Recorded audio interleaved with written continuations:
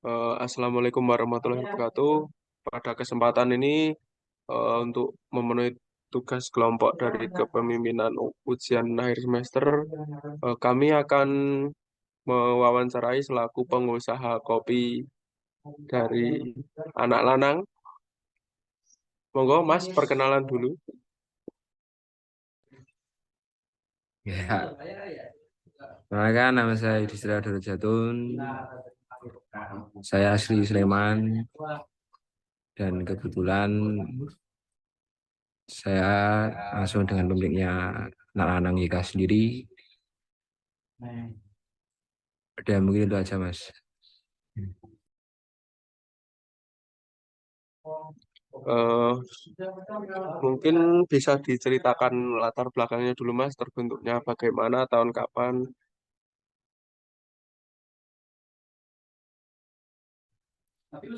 Sebelumnya mungkin saya minta maaf pada teman-teman kalau ada keadaan agak bising karena kondisi juga ada customer ya.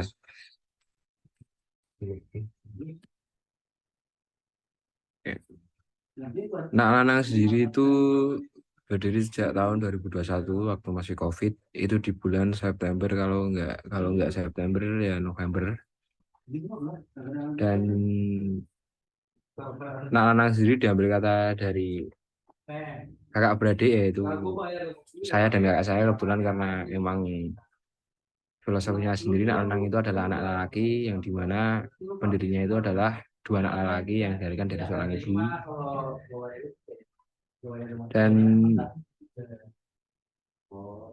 Anang sendiri mempunyai konsep yaitu rumahan, karena memang bangunannya sendiri kami menggunakan bekas bangunan tempat tidur kami yang dulu, terus kami bangun warung ini.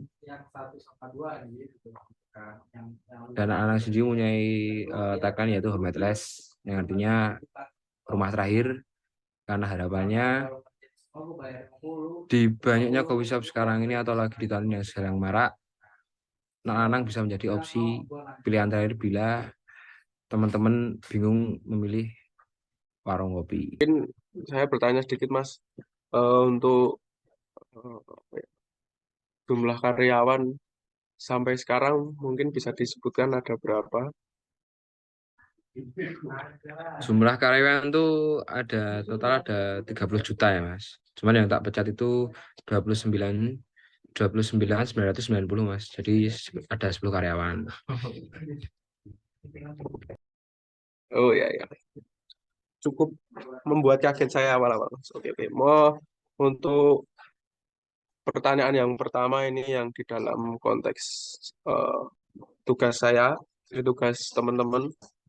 eh Jelaskan pengalaman kepemimpinan untuk memimpin karyawan masih terutama saat situasi konflik, bagaimana itu solusinya? Sebelumnya maaf, Mas, yang bagian konflik itu mesti konflik macam apa ya? Konflik internal atau eksternalnya, Mas? Gimana tuh? Untuk konflik mungkin yang internal seperti eh, baru apa berbeda pendapat saat penjualan apa gimana gitu aja Mas. Kalau menurut saya sendiri kepemimpinan tuh sebenarnya saya nggak pernah menerapkan sebagai, kalau saya ini posisinya sebagai owner ataupun pemilik ya, Mas ya, karena saya tuh menerapkan semua karyawan saya tuh itu saya anggap teman ya. Jadi kayak selayaknya membangun suasana kerja pun enak, Mas, ya kayak temen, kayak temen, pendekatannya kayak temen. Jadi lebih terbuka, lebih enak aja flow kerja nih, karena emang saya sendiri menerapkannya tuh pengen membangun suasana itu kekeluargaan, Mas, seperti itu. Dan untuk eh, konflik internal sendiri pasti ada di semua bisnis F&B, bisnis apa itu pasti yang namanya konflik internal itu pasti ada. Mungkin contoh-contoh kecil itu perbedaan pendapat, itu betul, ketika baru ngebar, atau mungkin ada kritikan yang untuk kebaikan, ya hal kecil aja sih, Mas, kalau selama ini ya. Untuk konflik internal ya biasalah. Eh, oke Mas, terima kasih. Mungkin ada pertanyaan dari teman-teman. Monggo silahkan. Oke, maka saya akan bertanya sedikit tentang kepemimpinan.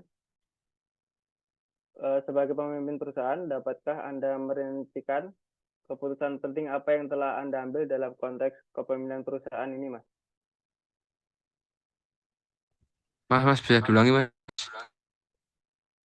Oke. Sebagai pemimpin, dapatkah Anda merincikan keputusan penting apa yang telah Anda ambil dalam konteks kepemimpinan perusahaan ini?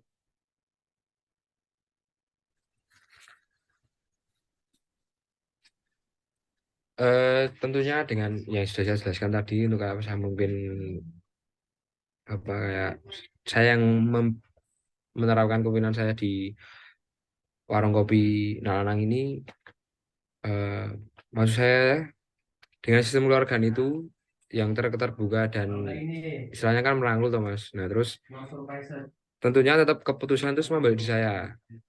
Jadi namun itu semua tidak lepas dari pertimbangan dan rapat sama karyawan lainnya. Jadi saya pun juga masih butuh untuk saran dan ide dari karyawan saya. Jadi kalau keputusan pun sebenarnya saya lebih banyak penerapan itu ambil di bukan saya sendiri individu, cuman lebih ke tim aja sih mas, tim kerja. Jadi kayak misal saya udah dapat, saya punya putusan misal besok ini orang mau mengadakan event ini, das. Nah, mungkin saya langsung, tapi saya tidak langsung menyimpulkannya, mungkin saya langsung sampaikan dulu pada tim untuk dirapat baiknya tidak lebih gimana, gitu mas.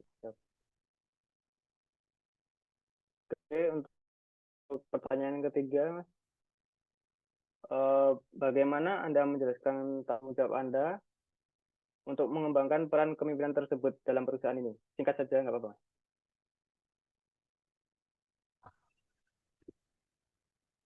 Tentunya dengan tanggung jawab yang saya terapkan yang dimaksud pertanyaan mas itu, saya hanya selalu melakukan konsisten mas, konsisten kepada saya pribadi, terus tanggung jawab kepada warung, dan saya selalu menyampaikan kepada untuk tanggung jawab ke semua tim atau karyawan.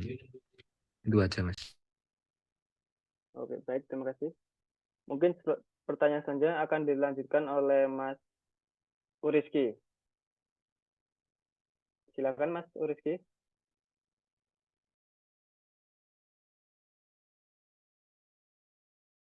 Oke, tes tes. Baiklah, kepada Mas Yudhistira, saya ingin bertanya, apa strategi utama yang dapat diimplementasikan oleh perusahaan untuk memaksimalkan keuntungan di masa yang akan datang? Strateginya tentunya kita pakai 4-4-1 ya mas, atau 4-4-2. Jadi nanti 4 oper keempat, oper kedua, serang. Pokoknya di event tuh out aja karena nggak bisa masuk. Ya mas, bercanda mas. Strateginya yang jelas ini sih mas, selalu riset pasar yang sedang ada apa. Terus viral itu juga ngaruh. Lalu yang kita unggulkan dari anak-anak sendiri itu adalah promo kopi sore. Itu tentunya juga selain strategi pendek itu tentunya menjadi strategi jangka panjang kami. Karena kebanyakan kan di coffee shop kan dia mengadakan promo kopi pagi di mana dari jam 8 sampai jam 12 itu ada potongan diskon untuk menunya. Dan sedangkan kita adalah promo kopi sore. Mungkin itu yang menjadi pembeda, Mas. Nah, untuk strategi utamanya kita cuma selalu rolling aja sama konsisten, Mas. Itu aja sih, Mas. Rolling itu dalam artian apa yang perlu menjadi pembangunan kita. Terus kita juga harus mengikuti perkembangan yang ada. Atau istilahnya viral bisa, terus yang sedang ramai ini apa nih di kalangan anak muda karena target market kita tuh anak muda khususnya mahasiswa karena letak warung kami soalnya juga di keramaian mahasiswa. Baiklah, terima kasih Oh, Mas Yudhistira.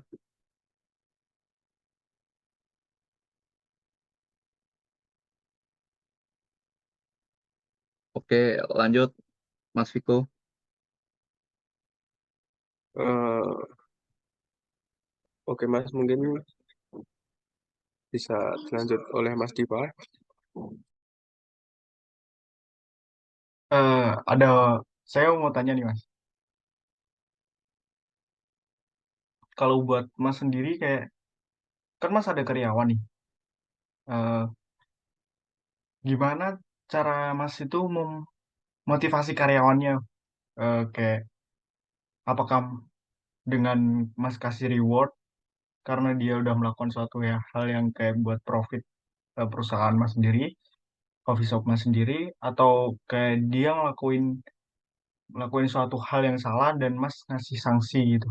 Kalau dari Mas sendiri gimana?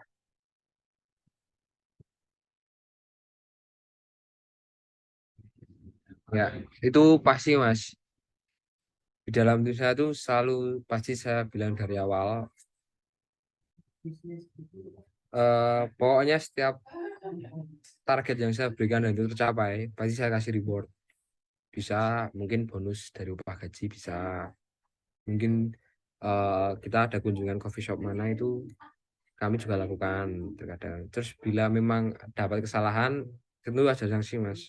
Tapi enggak yang begitu berat. Karena saya sendiri dalam memimpin orangnya simpel ya Mas. Enggak sih begitu kredit.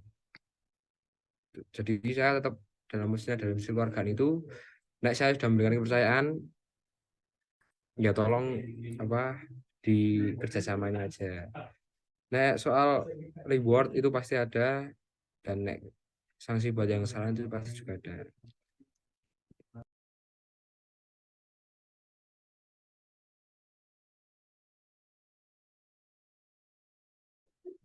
Mungkin eh, pertanyaan dari teman-teman sudah semua ya Mas.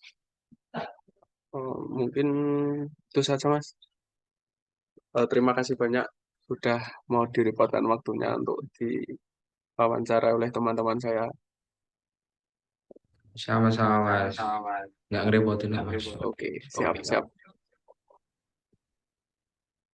Kapan-kapan tak main ke kopinya Mas lagi ya? Oh iya Mas, soalnya memang nah habis ini mas-masnya semua nggak main kopi saya yo.